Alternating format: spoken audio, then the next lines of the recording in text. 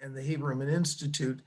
We're going to handle this as a conversation with Esther, who is an old friend of mine. Many of you may know her as the original executive director of the uh, Sixth and I Synagogue, historic synagogue in Washington. She was there for 10 years. She has been a resident of the Washington area since age 3. We'll hear a little more about that, a graduate of the University of Maryland. She is the mother of 3 sons, all writers, 2 of whom are going to figure into this story because they figure into the book. And that's her oldest son, Franklin Foer, who you may know from various appearances on TV and his literary work, and her second son, Jonathan Safran Foer, who is the author of a number of books, including Everything is Eliminated, which is a connected book to his mother's memoir. This memoir, to me, tells a number of different stories. It tells the story of Esther's parents before and through World War II in what is now Western Ukraine. It tells the story of what it was living in post-World War II Europe. Esther was born in Lodz, Poland, and her family then moved to a DP camp. And that part of the book is fascinating. And it tells the story of how Esther went about discovering her family's history, much of which was hidden, even though she was very close to her mother, who passed away last year at the age of 97. Almost 99, please don't. Almost 99. Okay. She would want. Sorry. She would want that to be right and noted. Excuse me. Good. At any rate, what we're going to do is go through some of the things in Esther's book. We're not going to go through everything because you got to buy it and read it. It just came out in paperback earlier this month, so you can buy hardback, paperback, audio edition, everything possible. You can even get it from your local library. But I want to start today, Esther, as the first question with looking not at your book, but at Jonathan's book, Everything is Illuminated. And I want to do that because I read this book. I'm sure many in our audience have read this book or know a lot about it. And it's the story of Jonathan's search for his ancestry in Ukraine. And he came up with nothing and therefore had to write a fictional book, which became a bestseller. Right. Okay. So I always thought, wow, what a brilliant guy Jonathan is to come up with this. And it is a brilliant book. But then I discovered, if I'm right, that Jonathan was Dorothy in Oz, and the Wizard of Oz behind the curtain was his mother, Esther, who suggested to him this whole thing.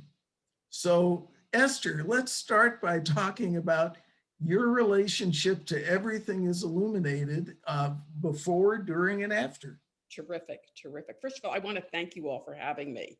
The Haberman Institute opposes JCC. It's lovely to be with all of you, to see the community come together and all the wonderful things that you do. And as Matt mentioned, it seems very poignant to be doing this after Michael Birnbaum's remarks on Monday, which I listened to and which were terrific. He talked about the history of the Holocaust and how it's being told in various forms by various communities. And this is a different take. This is a narrative, a personal story where you can see yourself in the story, in these people and what happened to them. So thank you very much. So Jonathan, and Everything is Illuminated. And I want to correct one thing, Art. All 3 of my sons played a role in this. Jonathan, of course, with Everything is Illuminated. Frank, who took the trip to Ukraine with me and kind of held my hand as I wept and made my discoveries. And Josh, who couldn't make the trip, really wanted to, but has 2 children who are named who carry the names of my family, some members of my family murdered in the Holocaust. So it was very much a family thing. And Frank likes to say that I was really using child labor, that in a way there were pieces I wanted to put together, and I couldn't get the information from my mother, to whom I was very close, as you mentioned, who lived in this house for the last 3 years of her life, but who had, like many Holocaust survivors, a very hard time talking to their children. That somehow talking a parent to a second generation was a painful exchange of stories. But to the third generation, to the grandchildren, it's a whole different picture. And my mother to her grandchildren was a superhero. And for her, they were her immortality. So it really started with Frank, who in a high school project, when he was graduating from high school, he had to do a senior project. And with my first effort at child labor, I suggested that he spend time with his grandmother and really put together her narrative. We had pieces of it, but not all of it. So he spent about 6 weeks that he was supposed to work on this project with a tape recorder between him and his grandmother, taking her to every store to purchase every bargain with every coupon that she had, something that she could never get the rest of us to do. We'd go to one store or another. And it was in those casual rides and those intimate moments that he was able to put the arc of her story together, to get dates and places that we hadn't been able to put together. And then, of course, we come to Everything is Illuminated. So Jonathan, this was graduating from college, had a senior project to do also. He was in the creative writing department, philosophy and creative writing, but most of all, he wanted to spend the summer in Prague. Like lots of college students, he was interested in being in Europe and having a good time with some of his friends. And since he had made that decision and figured out how to finance it, I said, you're right near Ukraine. Why don't you go across the border, take the train, and see if you can find the family that had hid my father, his grandfather.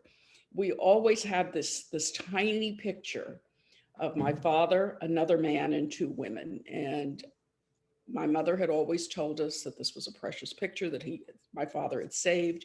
It was with the family that hid him. And, in the back of our minds, we all thought, wouldn't it be great to find them and to thank them?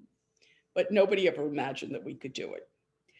But Jonathan was going to be in Prague, so he went off to Lutsk and then to the shtetls that I knew of then to see what he could find. And of course, as you mentioned, it turned into a book, which was an international bestseller, and a movie, a major motion picture.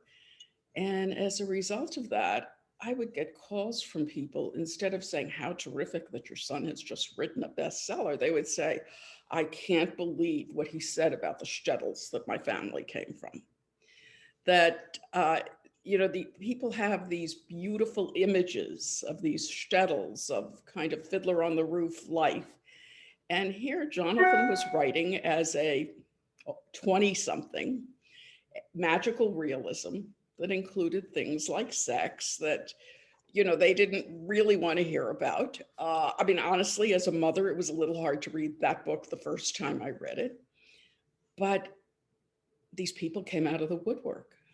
And at first I was a little irritated, but then I realized what an opportunity it was, that they were opening doors for me, and they started to tell me pieces.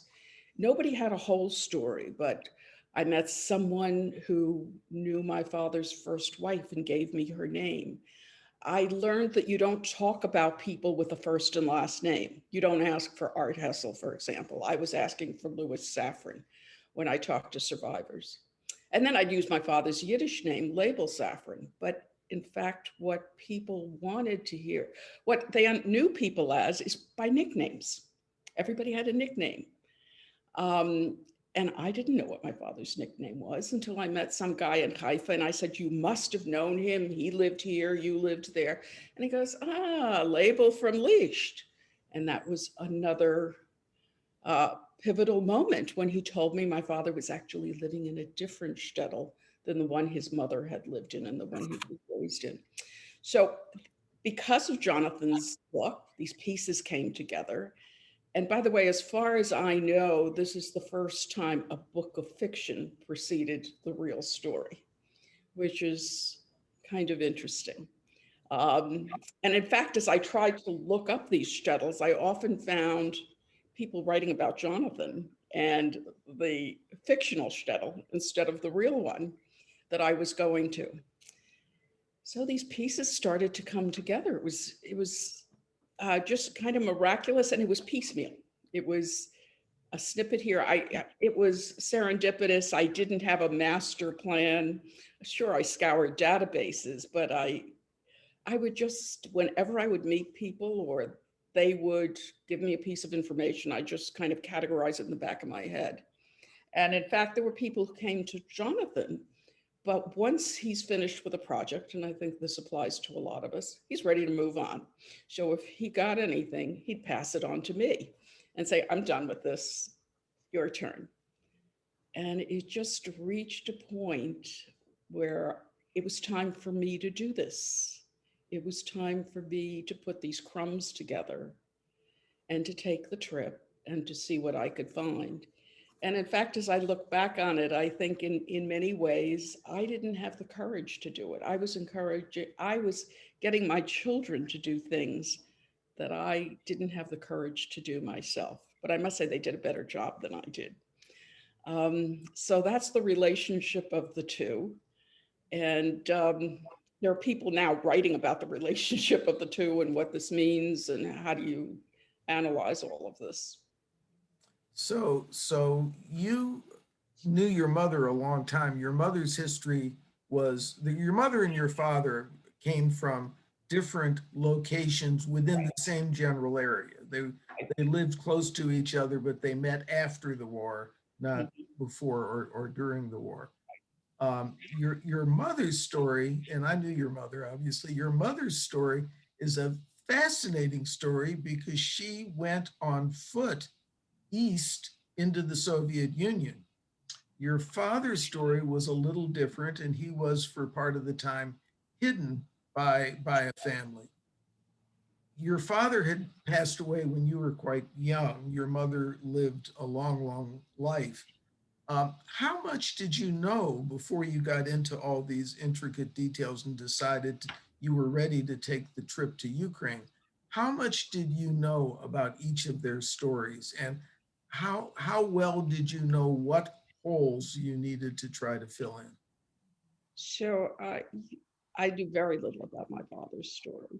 And as you mentioned, when I was 8 years old, after surviving the Holocaust and coming to the United States, when I was 8 in 1954, my father committed suicide. He was able to survive all those other things and could not survive what was facing him in this country. My mother said, he was always on the run. And I guess he'd run out of paths. My mother's story, I basically knew it. And over the years, again, I really knew her story, even though she wouldn't sit and tell it to me. I found opportunities, uh, first through my sons and even through my grandchildren. One Passover we devoted, while she was alive, to talking about her exodus. And her great grandchildren asked her questions. I remember one of my granddaughters looking at her and saying, well, Bubby, how did you know who to trust while you were on the run? Which I thought was a great question. Um, so we had really pieced that story together. Also, over time, I knew some of her friends with whom she had been on the run. She and 5 girls instinctively, as the Germans were approaching, as literally approaching their shtetl village town, my mother and these 5 women decided to run. Uh, everybody else, why didn't they leave? Because terrible things had happened in this part of the world, and most of them survived. And they assumed they would survive this. But my mother, it turns out, was always a rebel. She was one of three daughters and the strong, difficult one. And how old was she when the Germans were coming and when she? About 20. And so just instinctively, she went back to her house and she took a change of clothes. She took her winter coat, even though it was June, and she took a pair of scissors because she could sew and she figured they might be useful. And she thought she'd be back, um, in a couple of weeks, a couple of months. And she somehow met up with these other four women who were about her age. And they took off. Uh, First on foot, they would uh, get rides on horses and wagons and grab onto trains. The five women got separated very early on. My mother was with one other woman, Sura Mechlin, who ended up in Israel, and the other three were together. And by the way, all five survived. Um, and I was able to interview the woman who was with my mother, Sura, in Israel. And that was kind of interesting because you get my mother's take on the story and Sura's take on the story.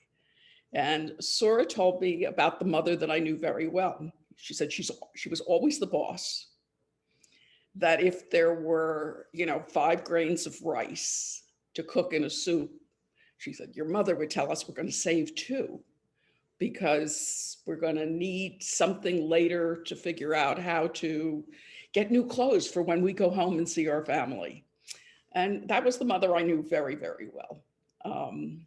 So I was able to hear her side and I was able to hear other people's parts of the story. But as you said, I knew virtually nothing about my father's story. When I took my first trip to Israel, for the first time, I met his closest relatives, which were his first cousins. And of course, I was young and not smart enough to ask all the questions I wish I'd asked, but I got pieces. And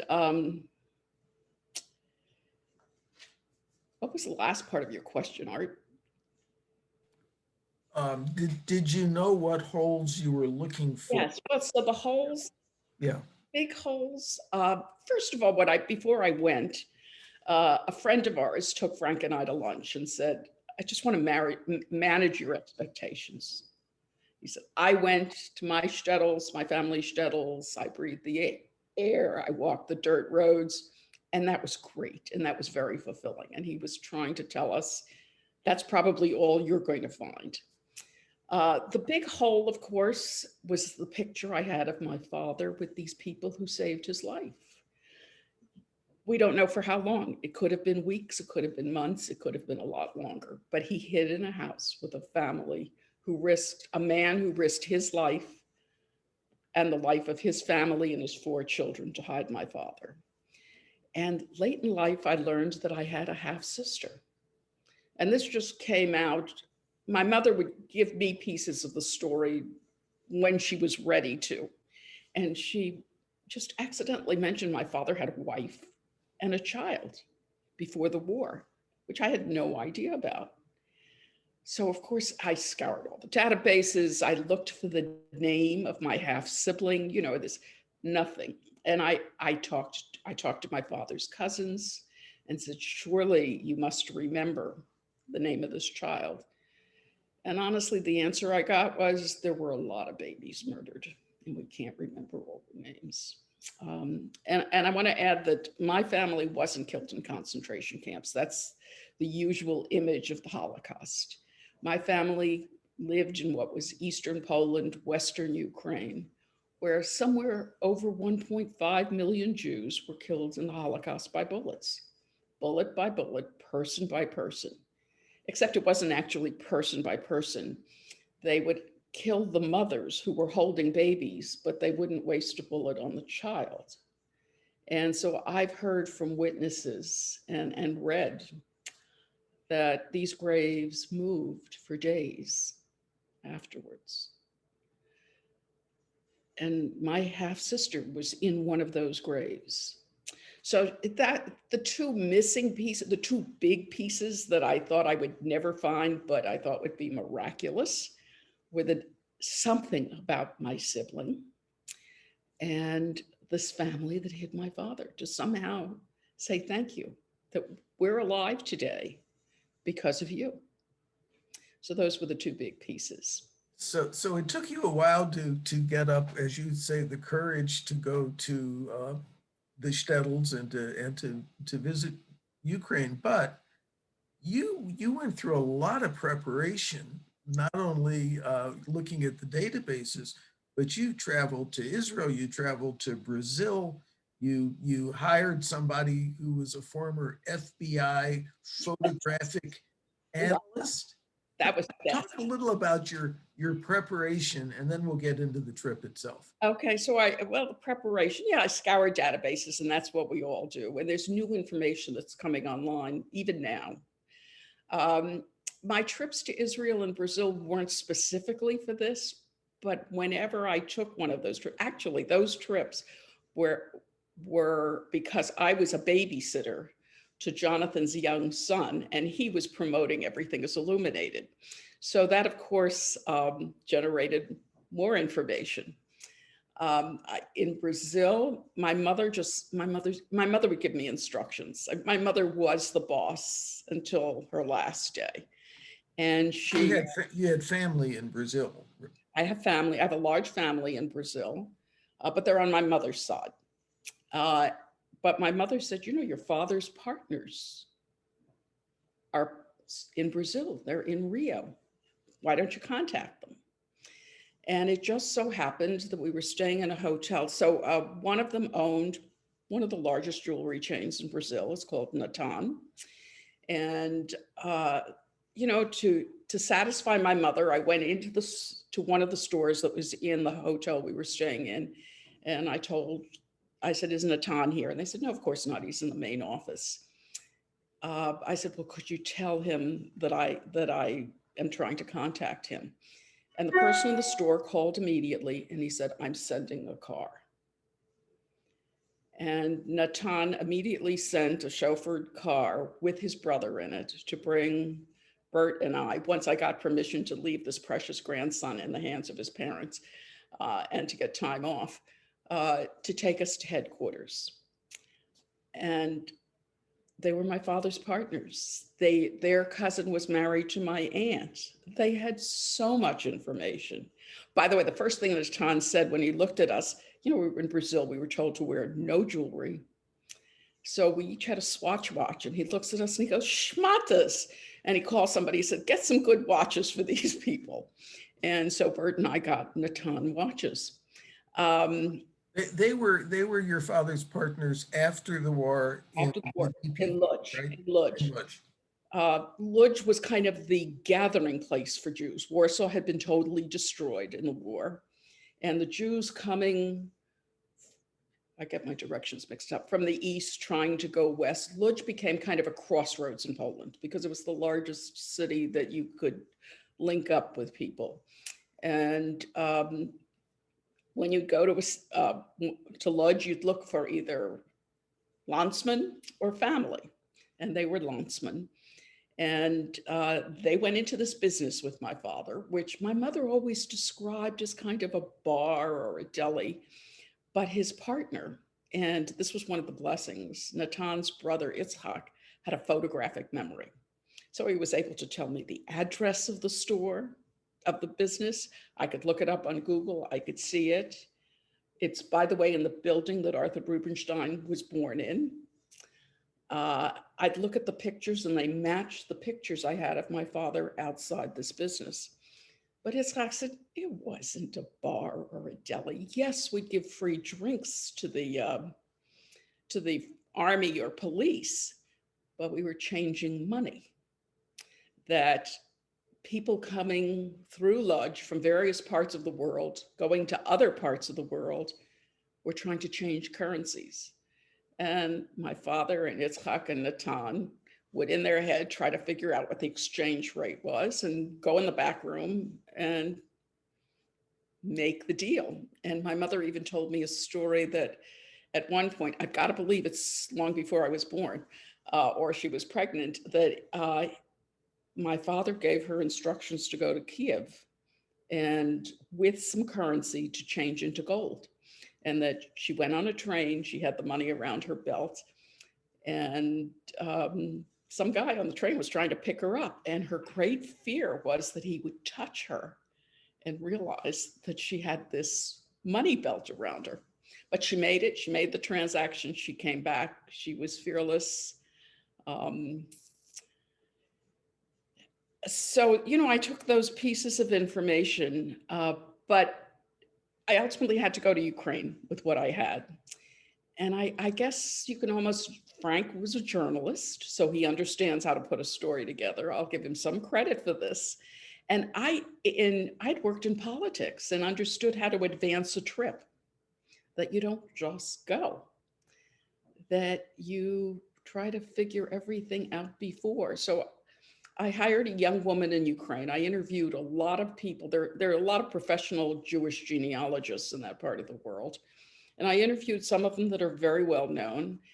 But I found this young woman who was a friend of a friend who had done some work for a friend of mine there. And she was totally into the story.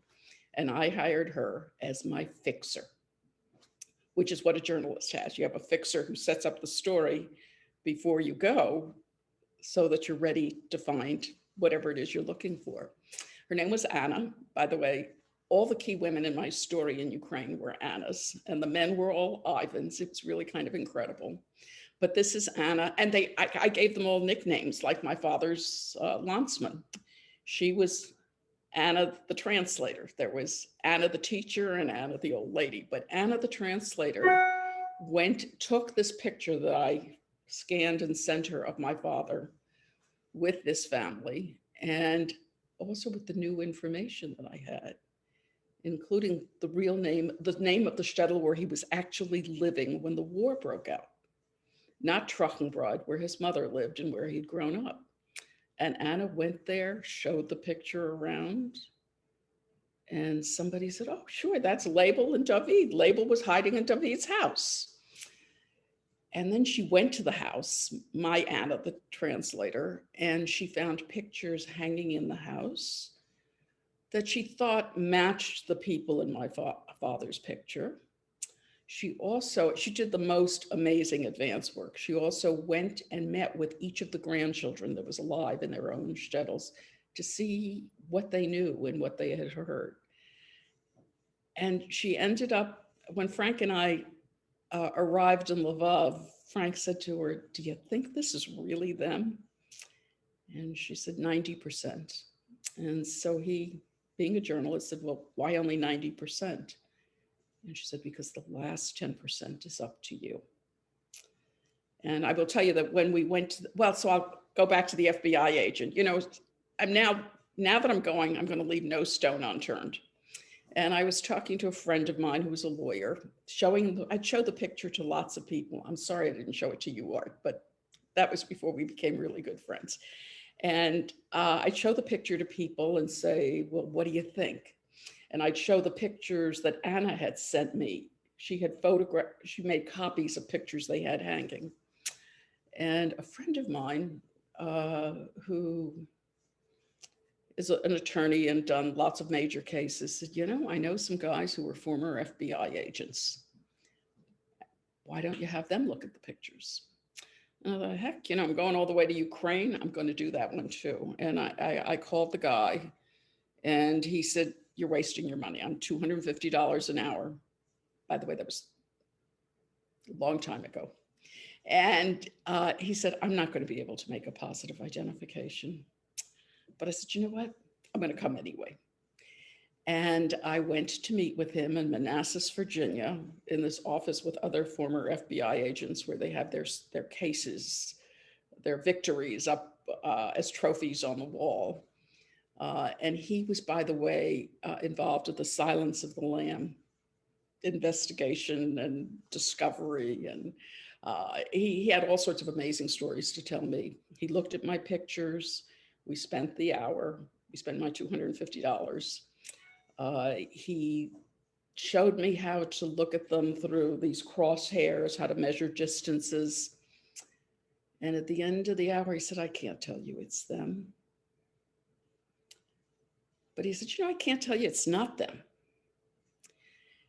And he gave me a critical clue. He said, when you're there and you look at pictures, first of all, try to look at the pictures taken at the same angle, but also look at the clothes people are wearing. These are people who have huge wardrobes. And you might find that they're going to be wearing the same clothes if they're having their photographs taken. And that turned out to be a critical clue. So that's the journey until we got on the Lufthansa flight, which I couldn't believe. I was taking a German carrier back to Lvov, but it was the only name of a carrier that I recognized. And it was really important to me to be able to recognize the name of, I'm a little bit of a nervous flyer. So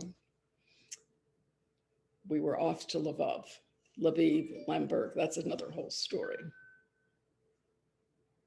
So when you got there, you wound up in the town where your father grew up. You didn't wind up in Trockenbrod because Trockenbrod is gone now. It doesn't exist. That was one of Jonathan's discoveries when he went. But you wound up in this very small town where really fantastic things happened. Fantastic things happened in every shtetl I went to, which was remarkable. Uh, I probably went while I delayed taking this trip. I put it off and put it off. I went, at least for me, at what was exactly the right time. We went in 2009. There were still people in every shtetl, in my mother's shtetl, people who knew what happened in Trochenbrod, and people in my father's shtetl of Lisht, who were still alive, who had seen what had happened, who were children who had witnessed the murders, who may have been involved in some way having to bury the bodies, or that they had heard stories. If I waited any longer, those people would be gone. And I know that because I've kept in touch with some of them. So it was truly a revelation that everywhere I went, there was some story. And my mother, I was able to fill in some holes of her story from people who remembered, who lived in a house and what happened. Uh, my mother and I drew a map. And my mother never drove, so I assumed she had no sense of direction. But I sat with her and we mapped out where every house was. And I took that with me, thinking it might be helpful as I see people in the shtetl to figure out who lived where. And I knew where her house was, and I knew where the main street was where my great grandfather lived. And on the main street, I was with a bunch of old people. Here are two Americans in these shtetls, and everybody gathers around, and everybody wants to be helpful. And this man said, we're walking down the street. He says, Spitz lived here. And it's like, that's on my map. And so I say, well, where did Averbuch live? I didn't give them the names of my relatives. I gave them the names around my family because I just wanted to see whether they could really fill in the gap. And he said, well, Averbuch lived down here. And I said, well, this house, who lived here? And he says, well, the Roismans. Well, on my map, it said Bronstein, which my mother's grandfather, but they were kids and they remembered my mother's aunt who lived there later. They remembered a different generation of the family, but they nailed it. That's where my great grandfather lived. That's where my aunt lived. That's where my half sister lived with her new family. Not my half sister, my mother's half sister with her new family. And they said, there was an old man who lived in this house. And when the Germans came to put everybody in the ghetto, he said, I'm not going. You can kill me here if you want to kill me, but I'm not going. And so they did. And the story I always heard was that my great grandfather never made it to the ghetto, although his wife went and the rest of the family did. So the pieces all came together. And then on to this tiny, tiny shtetl. And I don't even know what you would call it. It had maybe 20 houses on each side of a dirt road. When I got there, Anna, the translator, the fixer, had called all the members of the family in advance to make sure that they were there to get all the information she could. And we drive up on this dirt road, and there we are being greeted by the grandchildren of the man that she thought had hit my father. And of course, Frank and I were just overwhelmed with emotion. I think they thought we were a little batty because they wanted, why do they care about us? They said, we didn't do anything. But they were warm and welcoming. They fixed a beautiful luncheon. I'm going to say this little village is a 4-hour walk from the closest bus station. So you don't just go around the store to Trader Joe's.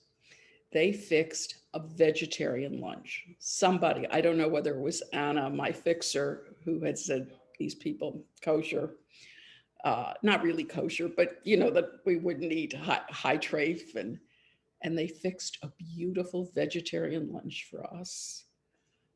They told us the stories, many of which matched stories we had heard. They pulled down the pictures off the wall to show us the pictures of their grandfather and their grandmother. And I saw one picture of their grandfather, and he had on a coat and tie. And I said, wow, that's, he's really nicely dressed. And they said, oh, he never dressed like that. That was kind of a collage. They pasted his face over this suit. They said he always wore the same. He had a favorite shirt that was unlike other people's shirts, that was kind of had a Nehru collar. That wasn't the word they used, but a high collar and a couple of buttons, and that his wife had to make it for him because that was his favorite. And that was the shirt in the photograph that I had. So at one point I leaned over to Frank. I said, is this real? And he said, 110%. And a similar story when you found out the name of your half-sister. Right. So we're sitting in this house, just with attention lavished on us by this wonderful family who weren't quite sure what to do with us. And one of the grandchildren, the one who lived in the house, said, I'm going to go get the old lady down the street. And his sister said, no, we're having a great conversation. I mean, this is all coming to me through translation. We're having a good conversation. Don't bother. And at some point he got up and he went and got the old lady. And she walked in. She looked at the picture, and they explained why we were here. And she said, oh, that's Label. And she walked up to Frank and she touched his eyebrows and she said, your eyebrows are like your grandfather. And, I have to say, still to this day in disbelief that all of this really transpired. And by the way, she died shortly after our trip. So I had no words at that point. So Frank did all the talking. He said, he lived in the shtetl, my grandfather, with his wife and his child. And she says, yeah, sure. His wife was Zipporah. And she was a seamstress. And of course, that's what I already knew from people who had called me to tell me parts of the story. And Frank said, they had a baby. And she said, well, she wasn't really a baby. She was about 5 years old. And she had long dark hair and she played with a ball. She liked to play outside with a ball. And we're just sitting there. This is something I never imagined I would find out. And she looked at me and she said, through the translator, your sister's name was Asya. And it was pretty amazing.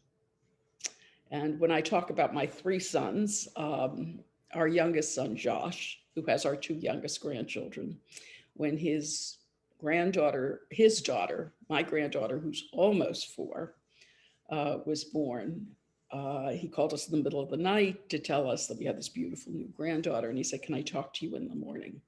And they had decided that her first name would be B after my daughter-in-law's grandmother, who had just died, and also in honor of my cousin B, for whom I said Kaddish this morning, by the way, who was part of the family that took us in when we came to the United States. And he called me in the morning and he said, "We want to ask you if it's okay if her middle name is Asya."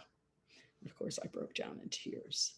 And this beautiful child walks around the house and she knows that she's got this precious name. And she says, "I'm B. Asya."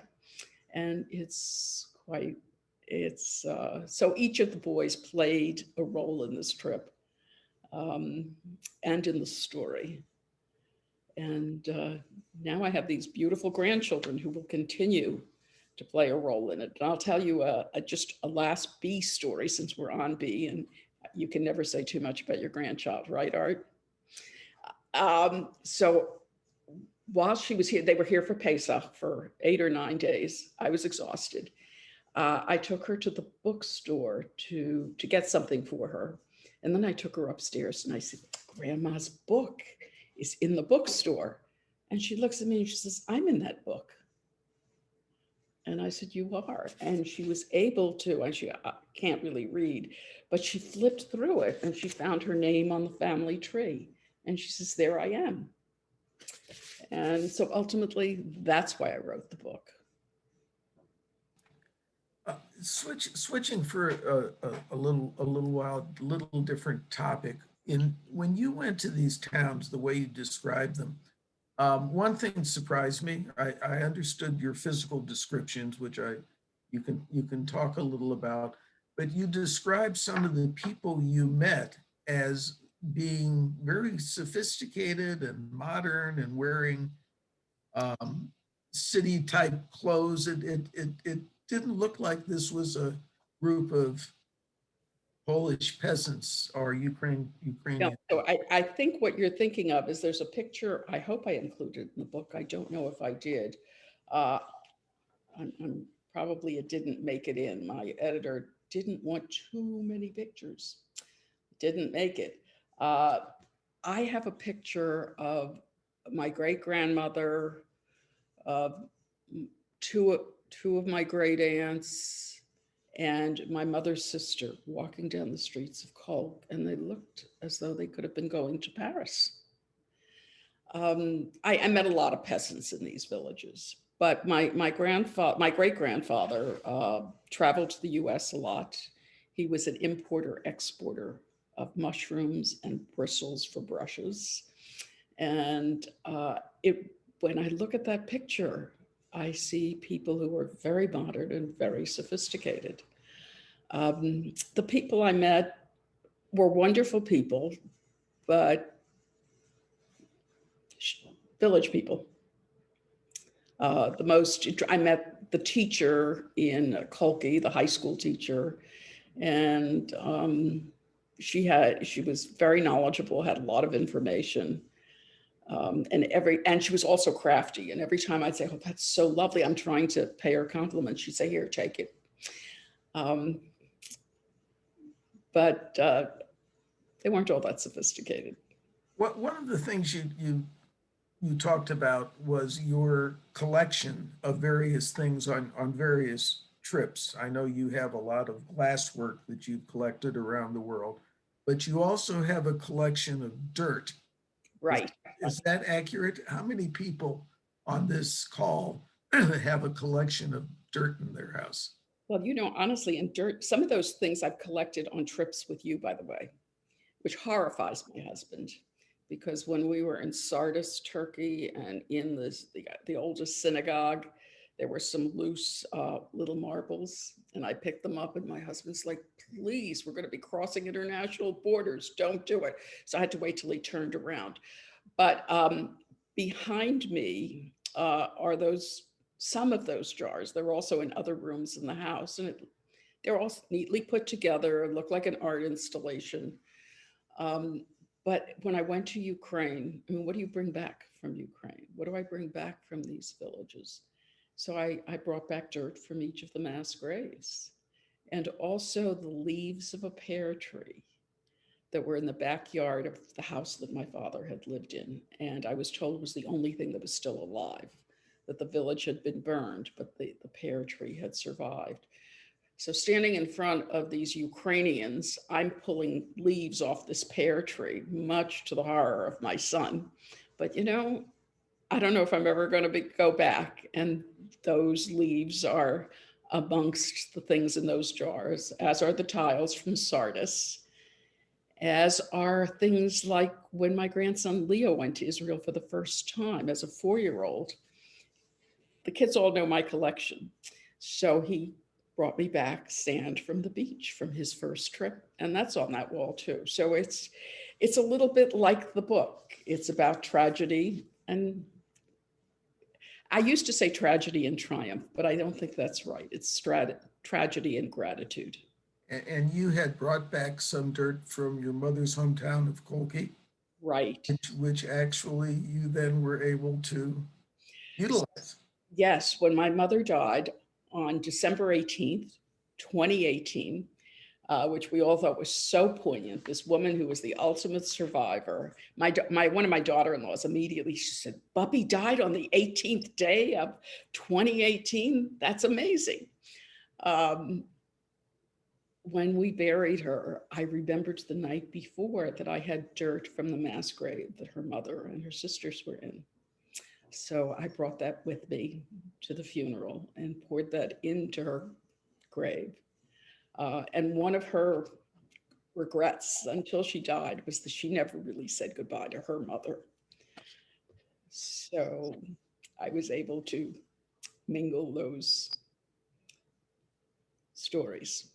There's another interesting story in the book, and somebody in the audience has asked a question about it, and that relates to your birthday. When were you born, and why is your birth certificate reflecting different dates? You may want to talk a little about that as a product of some of the confusion after World War II in Poland. It's more than confusion. If you heard Tony Blinken's remarks on Yom HaShoah, I don't know if he gave it on Yom HaShoah or a few days before, he talked about what was going on in the US government and the efforts of people within the State Department, within the government, to not save Jews, to not allow them in this country, and to be proud of that. I mean, there were a few people who somehow got around those and allowed for the immigration of some Jews under quotas. He mentioned a specific name of a guy in the State Department who proudly, like, we're not letting them in. There's a quote from a guy in the Canadian legislature who said, "One is too many." No, he says, "None is too many." So my parents survived the Holocaust. I was born in Poland. And like lots of Jewish refugees, we made our way to displaced persons camps, American displaced persons camps, and also the British had displaced persons camps in Germany. But no country in the world wanted Jewish refugees. Of course, Palestine would have taken them, but the British made that impossible. And the US certainly didn't. Finally, under a lot of, and these camps, by the way, were pretty horrific. They put the refugees in any edifice they could find. Some were nice places, old apartment buildings that nobody was in, but also former concentration camps. And in our case, we were in a former POW camp, where there wasn't heating, where there weren't proper facilities, where there wasn't enough food. The Allies just didn't know what to do with these people. And Jewish survivors in particular wanted to take control of their lives. They'd been through hell and they wanted to move on. And there's a quote from General Patton who describes the Jewish displaced people under his command as immune, not human. I'm not saying it right. These are not sophisticated social people. They don't behave properly. Well, of course not. They wanted to take control of their lives. And in these camps, in these terrible conditions, built theaters and orchestras and schools and mikvahs and whatever they could do. And at some point were helped by Jewish chaplains who ended up coming to these camps and understood that they needed to support these Jewish refugees. So how do you get out of this, these camps where you're living, in our case, in army barracks on army cots?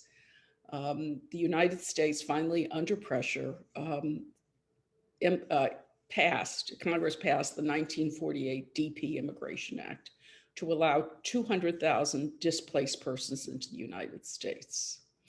But like lots of other things, it was blatantly anti-Semitic. They wanted 30% of the people who entered to have been farmers. Now, I don't know about you guys, but there weren't many Jewish farmers. They put up all sorts of barriers. One of the most difficult was you had to have been in a displaced person's camp or in Germany as a displaced person by December of 1945. Well, I was born in Poland in 46. And if my parents had said that, it would have been clear that they hadn't been in Germany by 45, that our family hadn't been there. So that was solved. A number of things were solved by my father was able to, I don't know how, he got himself certified as a first-class farmer and somehow created a birth certificate for me that says I was born in Germany in 46 in Ziegenheim. I wasn't, wrong country, wrong city, wrong date, but it was enough to help us get into the United States. So hence I walk around with 2 birthdays and I'm never sure when somebody says, when's your birthday? I'm never sure what the answer is. And it's been too difficult. I think, at this point in my life, too problematic to go make everything unified. So I go with the 2 birthdays and hope I have the right answer when people ask. We're getting near the end of what I think has been just a terrific conversation. I'm wondering if you have you were able to put together all of these pieces in 2009. If you tried to do it in 2021, you couldn't have done it, perhaps because the key players are no longer available. What advice would you have for other families, Jewish and non-Jewish? We have a lot of refugees in this country over the last 50 years from Vietnam and Cuba and China, all sorts of places. What advice would you give them about putting together stories? Well, the first piece of advice is talk to people who are alive, who can tell you real things. The databases will be there, but get as many of the stories from the people who lived them as possible. And the stories, everybody has a story. Every family has a story. It's not necessarily a story with as much drama as my story, but these are important stories to pass down. There's a professor at Emory University, his name is Marshall Duke, he's Jewish, who runs something called the Narrative Project. And Marshall Duke did a lot of research on the children of people who were killed in 9/11. And he found that the kids who knew their family's story were much stronger and more resilient. That if you know your family has been through trauma and tragedy and somehow made it, that you're more optimistic and feel that you can make it through the tragedies and the traumas that occur in all of our families. I'd encourage everybody, put the story down. It doesn't have to be a book. A book is hard to write. I can now tell you that. But put it down and pass it on. And I can tell you that my grandchildren, my book came out March 31st, right in the beginning of COVID. And I had this grand book tour planned, including Europe and Australia. And I thought, oh, this is great. And it was canceled instantly. And my grandchildren put together a surprise video for me that morning because they knew how disappointed I was. And of course, the older ones understood that, and they got the younger ones to just play along in any way they could. And they told me how grateful they were that they now had this story. And that's what I urge you all to do, to put the story together, to pass it on. It's not only passing on the history, it's passing on strength and resilience. And if you don't know how to get started, one way to do it is to write a fictional story, There you go. right? Have it become a bestseller, have it made into a film, and then the information will just start pouring into you. You'll get the best start possible. We're going to send out a questionnaire to everybody who has been listening and watching this. On it will be information how you can contact Esther, ask her any questions that we didn't get a chance to discuss today. Hopefully you've read the book, and if you haven't read it, you'll. My publisher tells me I'm supposed to hold it up. Yeah, that's the paperback edition. If you've read it, you can buy a copy for your friends. And thank you to the JCC for the sponsoring, and hopefully you will all join us at future Haberman events. Thank you so much. It's been a pleasure. Bye-bye. Thank you. Thank you. Thanks, Esther.